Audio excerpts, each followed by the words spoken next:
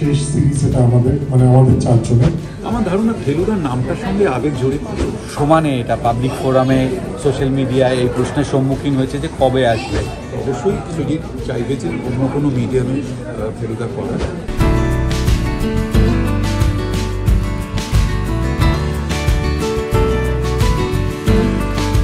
মধ্যে শেষ ফেলুদার সিরিজ এটা, এবং বাকি দিনটায় আমরা পিরিয়ড একটা অ্যাপ্রোচ নিয়েছিলাম।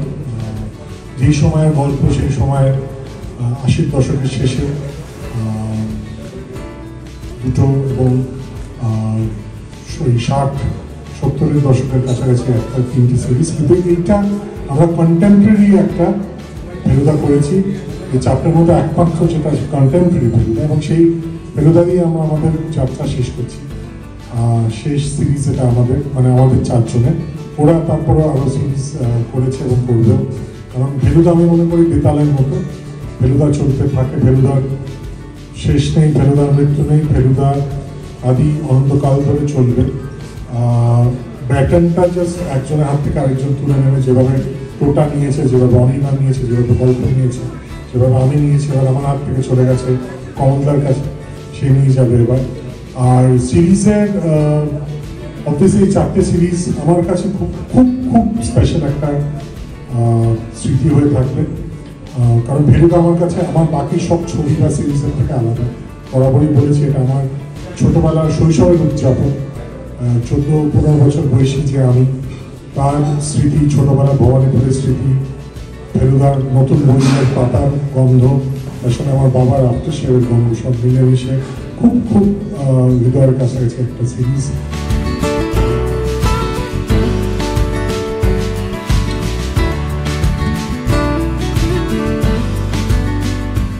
আমি একটু আগে জাস্ট চেক করছিলাম ভিডিওটা, আমাদের যারা আপলোড করলাম ট্রেলারের ভিডিওটা বের করলাম, এবং কয়েকটা মিনিট শুধুমাত্র আপলোড করেছি। তার মধ্যে যত ভিউজ হয়েছে, যা যা কমেন্ট এসছে, তাতে করে আমার ধারণা এই সিরিজ বহু মানুষ দেখবেন, এবং আমি ধন্যবাদ জানাই আপনাদের এই উৎসাহ প্রদর্শন করার জন্য। টোটাটা কথায় আছে যে শেষ থেকে শুরু, আর দর্শকদের এই ভালোবাসা। তুমি এক্ষুনি বললে যে জাস্ট কিছু সেকেন্ড হয়ে, কিছু মিনিট হয়েছে, ভিডিও আপলোড হয়েছে, তার মধ্যে এত ভিউ। কি মনে হচ্ছে যে সৃজিত থেকে আবার নতুন শুরু করবে? আবার কি পাবে না ফেলুদা? এরকম হতে পারে?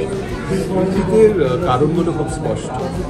তাকে সেই বাজেট দিতে হবে, এবং সে এখন বড় পর্দায় করবে। যেহেতু সৃজিত মুখার্জি এখন কমলেশ্বর দা করছে, অবশ্যই সৃজিত চাইবে যে অন্য কোনো মিডিয়ামে ফেলুদা করা, এবং অবশ্যই সেটা বড় পর্দাই হবে। বড় পর্দায় সেই বাজেট, প্রথম কথা পারমিশন যদি দেওয়া হয়, অবশ্যই সৃজিত আবার ফেলুদা করবে বলে আমার।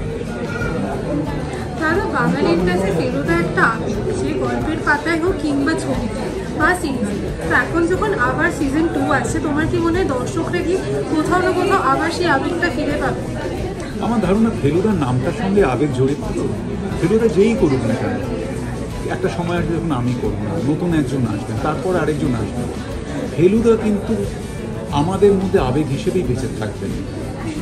এবং যত কাণ্ড কাঠমান্ডুতে এটা একটা ভীষণ চাহিদার গল্প বলা যেতে পারে, বা ফেলুদা সিরিজের একটা অন্যতম প্রিয় গল্প, কারণ যেখানে মদনলাল পৃথ্বীরাজকে পাওয়া যায় আবার অনেক দিন পরে। তো তোমার কাছে যদি বলা হয় যে তোমার এই যে তুমি যতগুলো সিরিজ করেছো বা যা পড়েছো, তার মধ্যে তোমার প্রিয় বা তোমার পড়তে চাওয়ার ইচ্ছে আছে, এরকম কোনো গল্প বাকি আছে?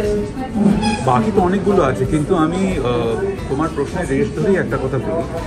কিছু বছর আগে একটি সার্ভে হয়েছে, একটা বিশেষ সাইট থেকে আহ্বান জানানো হয়েছিল ফেলুদা প্রেমীদের কাছে যে আপনাদের সবচেয়ে পছন্দের ফেলুদা গল্প প্রথম 3টে নাম বলুন, এবং 90% উত্তরের মধ্যে 2টি নাম ছিল, ছিন্নমস্তার অভিশাপ এবং যতকাণ্ড পাখি। এবং এই দুটো গল্পই কিন্তু আমরা প্রথমে শুরু করেছিলাম, সৃজিত মুখার্জি শুরু করেছিলাম।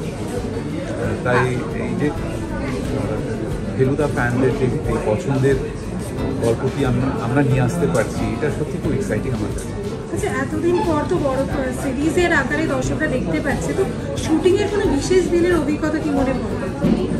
শুটিংয়ের এখনও মনে আছে, কারণ যদিও আমরা বহু বছর আগে শ্যুট করেছিলাম, কিন্তু এখন স্পষ্ট যে আমার মনে আছে একটা নেপালে কাঠমান্ডুতে আমাদের শুটিং শেষ যেদিন করলাম না ঠিক আগের দিন, কারণ শুটিং শেষ করে অনেকে বেরিয়ে যাচ্ছিলো বলে সেদিন পরের দিন সম্ভব ছিল না। শুটিংয়ের সেকেন্ড লাস্ট ডে যেদিন শুটিং কমপ্লিট হয়ে গেল, আমাদের স্ত্রী একটি অথেন্টিক চাইনিজ রেস্টুরেন্টে কাঠমান্ডুতে নিয়ে গিয়েছিল। সে বিশাল বড় টেবিল, সবাই মিলে বসে ওই করে প্রায় 2.5 ঘন্টা ধরে আমরা ডিনার করেছিলাম, একসঙ্গে গল্প করা, আনন্দ করা, মজা করা। অভিনেতা হিসেবে বহু আউটডোর করেছি, বহু ছবি করেছি, কিন্তু এইরকমভাবে উদযাপন করা, আনন্দ করা, আউটডোরে মজা করা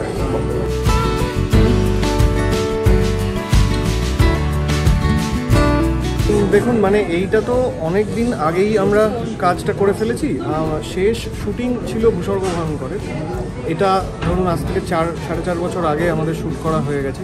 তো খারাপ তো অবভিয়াসলি লাগবে, কারণ আমরা 4 জন মিলে একটা টিম হয়ে গেছিলাম, নিজেদের মধ্যে একটা আন্ডারস্ট্যান্ডিং তৈরি হয়ে গেছিলো, এক ধরনের এক্সপেকটেশনের জায়গাও তৈরি হয়ে গেছিলো। জানতাম মানে একটা আনস্পোকেন ভাষা তৈরি হয় তো অনেক দিন কাজ করতে করতে, যেখানে আলাদা করে বলে দিতে হয় না, একজন আরেকজন একটা বুঝে যায় কার কী চাই, কতটা এনার্জি এক্সচেঞ্জ হচ্ছে। সেই জিনিসটা এখন থাকবে না, কিন্তু অ্যাট দ্য সেম টাইম সেটার জন্য দুঃখ যেমন আছে, কিন্তু যখন যে বানাচ্ছে, যে ক্রিয়েটার, সে যখন নিজে থেকে ডিসাইড করছে যে আমি আর এটা করব না, তখন সেটাকে অ্যাকসেপ্ট করা উচিত প্রথমত, এবং সেটাকে রেসপেক্ট করা উচিত। এবং দুঃখ থাকবে দুঃখের মতন, আবার দিনও কেটে যাবে, আবার নতুন ফেলুদা হবে, অন্যান্য অনেকে করবে, ওইটুকুই, ওই স্মৃতিটুকু নিয়ে থাকতে চাই। ভালো লাগছে, কারণ সত্যি আজকে একটা ওই যে যেরকম বলছো যে পুজোর সাজগোজ দেখে মনে হচ্ছে সফল হয়েছে, তার মানে আমি একটা নতুন পাঞ্জাবি পরেছি আজকে। হ্যাঁ, তো পুজোর সময় তো সেরকমভাবে এখন আর ওরম বেরোনো হয় না, তো নতুন জামা টামা সারা বছরই পরি। তো এটা সত্যি আজকে এই সিজনে প্রথম এটা পরলাম, পুজো শুরু হয়ে গেল। আর মূল কারণ যেটা, সেটা হচ্ছে আমাদের যেটা অ্যাট দ্য টাইমসে যতকাণ্ড কাঠমান্ডুতে অনেক দিন থেকে এটা তৈরি ছিল। আমরা সমানে এটা পাবলিক ফোরামে, সোশ্যাল মিডিয়ায় এই প্রশ্নের সম্মুখীন হয়েছে যে কবে আসবে, কবে আসবে, কবে আসবে, কবে আসবে। আমরা উত্তর দিতে দিতে দিতে একটা সময় দেওয়া বন্ধ করে দিয়েছিলাম, কারণ আমরা সত্যি জানতাম না। সেটা ফাইনালি আমরা এবছর 2 মে আমরা অ্যানাউন্সমেন্ট করেছিলাম যে পুজোর সময় এটা আসছে। তাতেও দর্শকরা অ্যাকচুয়ালি বিশ্বাস করছিলেন না, কারণ অনেকেই লিখেছিলেন ওই পোস্টের তলায় যে না চালে বিশ্বাস নেই। তো এখন বোঝা যাচ্ছে যে না, এবার মানে খাওয়া দাওয়া শুরু হয়ে গেছে, আঁচানোর সময় চলে আসছে। সেটা হচ্ছে 26শে সেপ্টেম্বর এটা স্ট্রিমিং শুরু হবে। অনিমাদা, যখন ট্রেলার লঞ্চটা হচ্ছিল তখন তুমি টোটালটার কানে কিছু বলে একটু হাসছিলে, এটা কি স্মৃতিচারণ হচ্ছিল? হ্যাঁ হ্যাঁ হ্যাঁ হ্যাঁ, আমার অনেক এই ট্রেলারটা আমরা আসলে অনেক দিন আগে দেখেছিলাম, মাঝে দেখা হয়নি। আজকে যখন দেখছিলাম তখন অনেক কিছু মনে পড়ছিল। 2বার দেখা হলো, প্রথমবার নিজেই ভালো করে দেখছিলাম, তো সেকেন্ড টাইম যখন দেখানো হচ্ছিল তখন আমার ওই যেটা বলছিলাম সেটা পুরনো একটা স্মৃতি আর কি।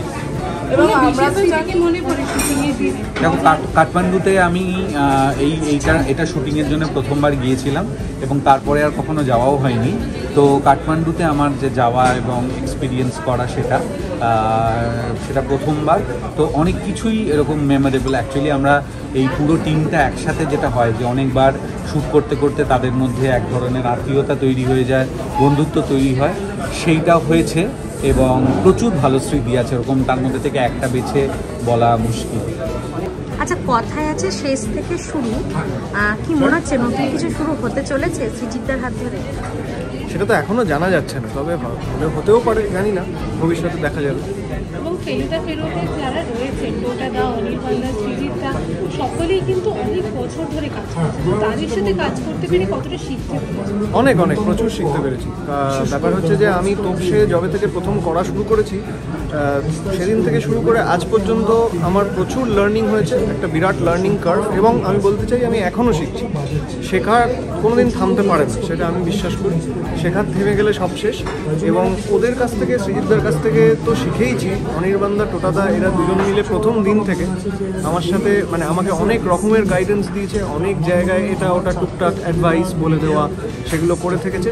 তো ওদের থেকে আমি খুবই শিখেছি এবং আমরা একটা মানে কি বলবো, একজন বন্ধু যেরকম আরেকজন বন্ধুকে সাহায্য করে, সেইভাবেই ওরা আমাকে সাহায্য করেছে। ট্রেলার যখন আমরা দেখছিলাম, একটা সিকোয়েন্স রয়েছে জটায়ু আর মদনলাল মেঘরাজের যখন ওই ওপেনিং সিনটা রয়েছে, মানে ট্রেলারের ওপেনিং সিনটা, সেখানে ওই তোমার জটায়ুর যে চায়ের কাপ আর প্লেট নিয়ে যে কাঁপার যে সিনটা, সেটা তোমাকে করতে মানে তুমি কীভাবে প্রিপেয়ার করেছিলেন?